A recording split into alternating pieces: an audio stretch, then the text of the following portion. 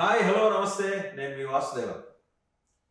Telangana Pradesh Congress committee Lok Sabha ఎన్నికలకు సమాయత్తమైంది. 17 parliamentary నియోజకవర్గాలకి ఇన్ఛార్జీలను ప్రకటించింది. అందులో 2 నియోజకవర్గాలు స్వయంగా ముఖ్యమంత్రి రేవంత్ రెడ్డి గారే పర్యవేక్షిస్తారు. చేవెళ్ల, మహబూబ్ నగర్ పార్లమెంట్ నియోజకవర్గాలు.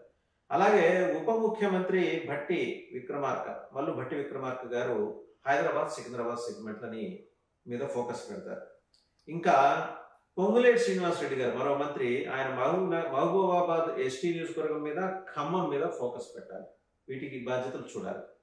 ఇక మొత్తం 6-11 నియోజకవర్గాల్లో ఒకసారి చూస్తే ఆదిలాబాద్ ఎస్టీ నియోజకవర్గానికి అనసూయ మంత్రి సీతక్క గారు, పెద్దపల్లి ఎస్సీ నియోజకవర్గానికి మరో మంత్రి శ్రీధర్ బాబు గారు, కరీంనగర్కి మరో మంత్రి పొన్నం ప్రభాకర్ గారు, నిజామాబాద్ జీవన్ రెడ్డి గారు, జహీరాబాద్ పి సుదర్శన్ రెడ్డి, మెదక్ దామోదర్ రాజనరసింహ కీలకమైన మంత్రి ఆయన, మల్కాజ్గిరికి తుమ్మల నాగేశ్వరరావు గారు, ఇంకా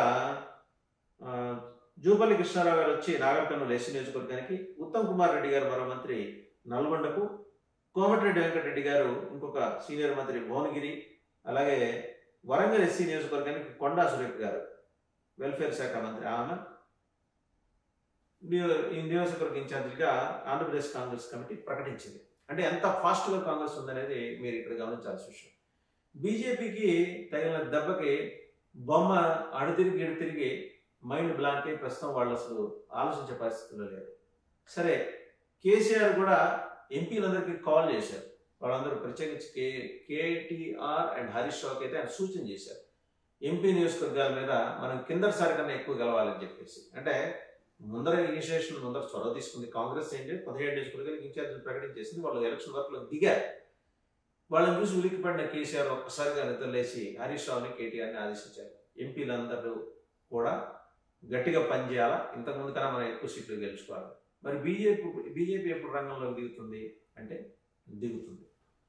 వాళ్ళు ఏంటి ఎంతసేపు వాళ్ళ లాస్ట్ టైం స్లోగన్ కూడా మనకు 30 నవంబర్కు తెలంగాణకు భవిష్య బదిలేగా అని చెప్పేసి ప్రకాష్ జవదేకర్ గారు. వారు తెలంగాణ ఎన్నికల సహాయ ఇన్ఛార్జ్. నిజంగానే తెలంగాణ భవిష్యత్తు మారింది 30 నవంబర్తో. అయితే వాళ్ళు కోరుకున్నట్టు వాళ్ళకి రాలా, వాళ్ళ చేతిలోకి రాలా, కాంగ్రెస్ చేతికి పగ్గాలండి. మరి పార్లమెంట్ విషయానికి వచ్చేప్పటికీ జనం కూడా డిసైడ్ అయ్యారు. గెలిచే పార్టీని అభ్యర్థినే మనం గెలిపించుకుందాం.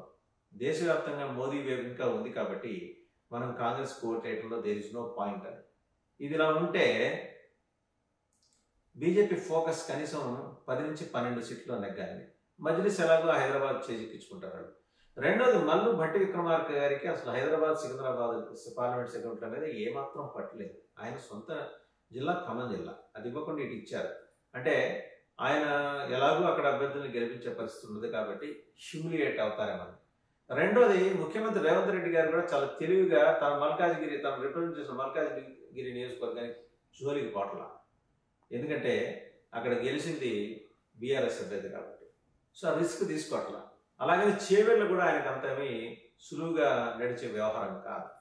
చేవెళ్లలో బీజేపీ కొండా విశ్వేశ్వరరెడ్డి గారిని బరిలోకి దింపితే అల్టిమేట్గా విజయం ఆయన జేబులో వేసుకుని వెళ్ళిపోతారు. మహబూబ్ నగర్ కూడా చూస్తే మహబూబ్ నగర్ నుంచి మోస్ట్ లైక్లీ జితేందర్ రెడ్డి గారు బీజేపీ అభ్యర్థిగా ఉంచవచ్చు. ఆయన గెలిచే అవకాశాలు మెండుగా ఉన్నాయని రిపోర్ట్స్ వస్తున్నాయి. సో కాంగ్రెస్కి బీజేపీకి మధ్య గేమ్గానే మనం దీన్ని చూడాల్సి ఉంటుంది అనేది చాలా స్పష్టంగా అర్థమవుతున్న విషయం.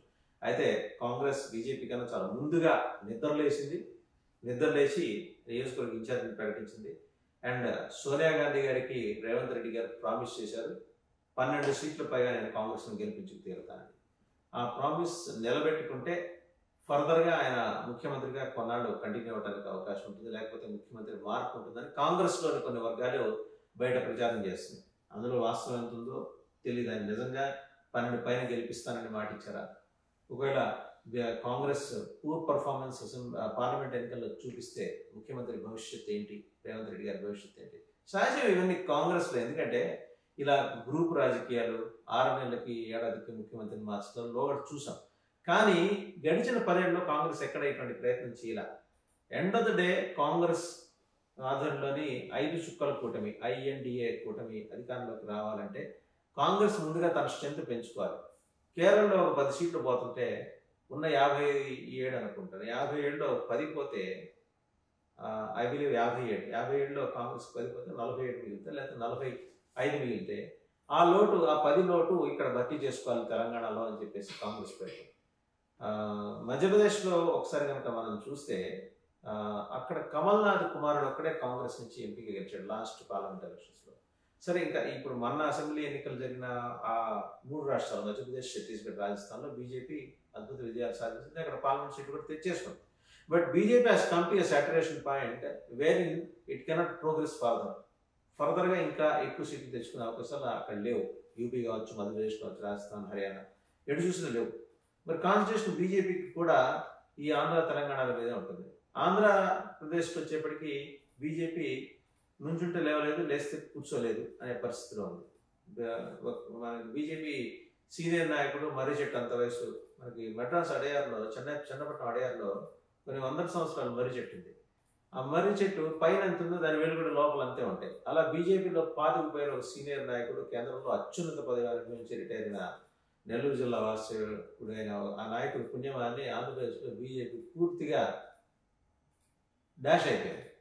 దాన్ని ఎన్నిసార్లు బతికించాలని చూసినా, ఎంత ఆక్సిజన్ ఎక్కించినా ఎప్పుడు ఆ వెంటిలేటర్ మీద మహా అయితే వెంటిలేటర్ నుంచి ఐసీయూలోకి షిఫ్ట్ చేయడమే కానీ జనరల్ వార్డులోకి బీజేపీ అక్కడ వచ్చే పరిస్థితి లేదు. అది వదిలేసింది.